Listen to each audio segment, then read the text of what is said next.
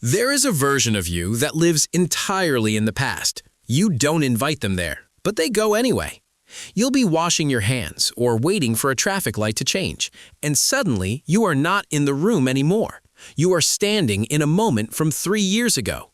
You are hearing a sentence that was said to you. You are watching a version of yourself react, or freeze, or say the wrong thing, and the feeling is not memory, it is happening again.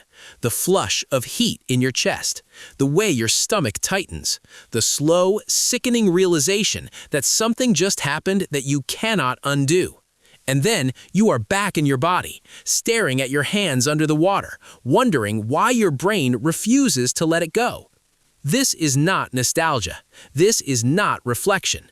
This is something closer to a loop, a piece of film that plays itself without your permission, always at the moment that hurts the most. And the cruelest part is that you know it serves no purpose. You are not solving anything by replaying it for the 50th time.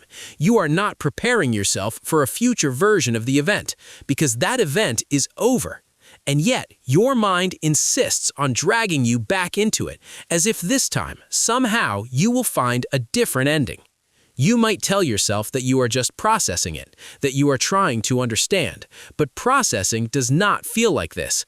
Processing moves forward. This feels like standing still while the same wave knocks you over again and again. And after a while, it stops being about the event itself. It becomes about what the event says about you. Why did you let that happen? Why did you say that? Why didn't you defend yourself? Why are you still thinking about it when everyone else has clearly moved on? This is the quiet violence of rumination. It does not just replay the moment, it uses the moment to build a case against you. From the outside, it looks like you are dwelling. From the inside, it feels like you are being followed. And the more you try to push the thought away, the louder it becomes. Because here is the thing your brain has learned without your consent. It has learned that this memory is important, not because it contains useful information, but because it contains pain.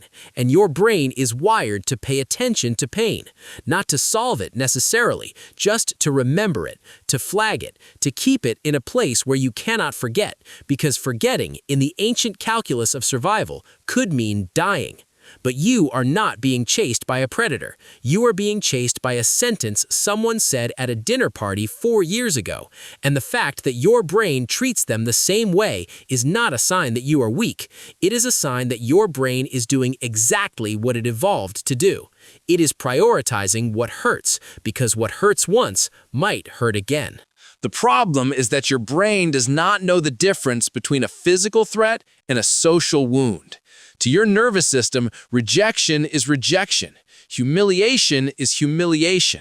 Being misunderstood by someone you trusted is processed in the same ancient structures that process physical danger. So when you replay that moment, your body does not know you are sitting in a safe room in the present. It thinks you are back there. It thinks you need to prepare. It thinks you need to find a way to avoid that pain next time. And the only way it knows how to do that is to keep the memory alive, to turn it over, to look for the escape route you missed. This is the mechanism. Your brain's threat detection system, centered in the amygdala, tags certain memories as high priority. But unlike a physical threat, which you can run from or fight, a social or emotional threat has no clear resolution. There is no moment where you outrun it. There is no moment where the threat is visibly gone. So your brain keeps the loop running, trying to solve a problem that has no solution, trying to find a way out of a moment that is already closed. And the more you engage with it, the stronger the neural pathway becomes. You are not just remembering, you are practicing the memory. You are deepening the groove. You are training your brain to treat this moment as the most important moment of your life, not because it was, but because you keep returning to it. So, what do you do with a loop you cannot break? The first instinct is to fight it, to tell yourself to stop thinking about it, to distract yourself, to shame yourself for being stuck. But this is like trying to put out a fire by arguing with it. The fire does not care about your argument. It only cares about fuel. And shame is fuel. Every time you tell yourself you should be over this by now, you add another layer of pain to the original wound. Now you are not just replaying what happened, you are replaying what happened and layering on top of it the judgment that you are broken for still feeling it. The original moment becomes heavier, more charged, more deserving of attention. The first step out of the loop is counterintuitive. You have to stop trying to leave. You have to turn toward the memory, not to analyze it, but to change your relationship to it. This is grounded in what cognitive science calls the distinction between rumination and processing. Rumination is repetitive, abstract, and self-focused. It asks, why did this happen to me? What does it say about me? Processing is different. Processing involves revisiting the event with a focus on the specifics, the context, and the emotions without merging with them. Processing moves through. Rumination loops in place. And the difference often comes down to one thing: whether you are observing the memory or being consumed by it. So, here's a framework, not to erase the memory, but to change how your brain engages with it. The first principle is to name the loop without judging it. When you notice yourself replaying a moment, you say to yourself, very simply, I am ruminating. Not, why am I like this? Not, I need to stop. Just, I am ruminating. This is called cognitive distancing. You are stepping from the content of the thought to the observation that you are having the thought. This shifts activity from the default mode network, which is the part of the brain that gets stuck in self-referential rumination, to the prefrontal cortex, which is the part of the brain that can observe without being consumed. You are not fixing anything yet. You are simply changing who is in charge. You are moving from being the one trapped in the memory to the one noticing that the memory is playing. Let's say the memory is of a conversation where you felt dismissed. Someone interrupted you, or looked past you, or made a comment that landed like a small betrayal. In the loop, you hear their tone again.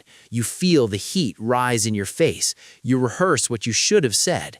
The loop runs. Now, instead of following it, you pause and say, I am ruminating on that conversation. That's it. You don't argue with the memory. You don't try to prove it wrong. You just name the activity you are engaged in. And in that naming, something shifts. You are no longer inside the experience. You are outside of it, watching yourself experiencing it. And that small gap is where freedom begins. The second principle is to complete the incomplete. Rumination often persists because the event was never resolved in a way your nervous system could accept. You didn't get to say what you wanted to say. You didn't get an apology. You didn't get closure. So your brain keeps the file open, waiting for an ending that will never arrive. But closure does not have to come from the other person. It can come from you. One psychologically grounded way to do this is to write out what you wish you had said or done, not to send it, but to give your brain a sense of completion. This is not about changing the past. It is about giving your narrative a conclusion.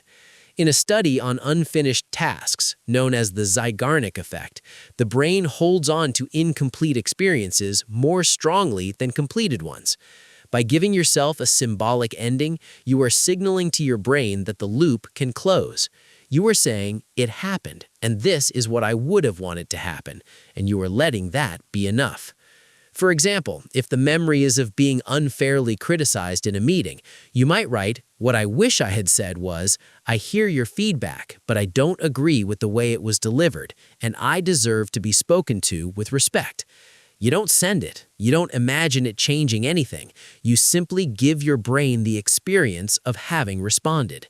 You complete the incomplete. And over time, the brain begins to release its grip on the memory because the story now has an ending, even if that ending exists only in your private world. The third principle is to shift from why to what. Rumination loves the question why. Why did they say that? Why did I react that way? Why do I still care? Why is a trap because it has no final answer. You can ask why 100 times and you will get 100 different explanations, but none of them will quiet the loop. Why keeps you in the past? What moves you into the present? What can I learn from this? What does this tell me about what I value? What do I need to do differently going forward? These questions activate a different network in the brain. They shift you from the default mode network, which is associated with self-referential thinking and rumination, to the task-positive network, which is associated with goal-directed thinking. You are no longer spinning, you are orienting. You are taking the raw material of the pain and using it to build something forward-looking. If the memory is of a friendship that ended poorly, instead of asking why they left, you might ask what this experience taught you about what you need in a friendship. Instead of asking why you didn't see it coming, you might ask what you will pay attention to next time. You are not dismissing the pain. You are letting the pain inform you rather than consume you. And this is how the brain begins to recategorize the memory. It stops being a threat that needs constant monitoring and starts being data, useful, painful, but no longer urgent. The fourth principle is to return to the body. Rumination is a disembodied experience. You are in your head reliving a past event while your body is often frozen in place. But your body holds the key to interrupting the loop because your body exists only in the present. When you feel yourself being pulled into the memory, you can ground yourself by bringing attention to physical sensation, the weight of your feet on the floor, the temperature of the air on your skin, the sound of your own breathing. This is not a distraction. This is a direct intervention in the stress response. When you anchor yourself in physical sensation, you activate the parasympathetic nervous system, the part of the nervous system that signals safety. And you give your brain evidence that you are not in the past, you are here. The threat is not happening, you are safe. You can practice this in the small moments. When you notice the loop starting, you pause and take 3 slow breaths, feeling the air move in and out of your body. You notice the physical space around you. You name 3 things you can see. You do this without rushing. You are not trying to escape the memory, you are simply reminding your nervous system that there is a here to return to. And each time you do this, you strengthen a new pathway. A pathway that says, when the past calls, I can choose to answer or I can choose to stay where I am. Over time, these principles begin to work together. You name the loop, which creates distance. You give the memory an ending, which tells your brain the story is complete. You shift from why to what, which turns rumination into learning. And you return to the body, which grounds you in the present. And slowly, the memory loses its charge. It does not disappear, it becomes something else. It becomes a moment you lived through, not a moment you are still living in. It becomes part of your history, rather than the center of your attention. Think of it this way. Your mind is a room. For a long time, this memory has been sitting in the center of the floor, and every time you walk by, you trip over it. The framework is not about removing the memory from the room, it is about building a path around it. A path that you walk so many times that the memory becomes part of the background. You know it is there, you can look at it if you choose, but you no longer have to fall over it every time you cross the room. This is what integration looks like. Not forgetting, not pretending it didn't hurt, but arriving at a place where the memory no longer dictates how you feel about yourself, where you can hold it without it holding you, where you can say, that happened, and it mattered, and it shaped me.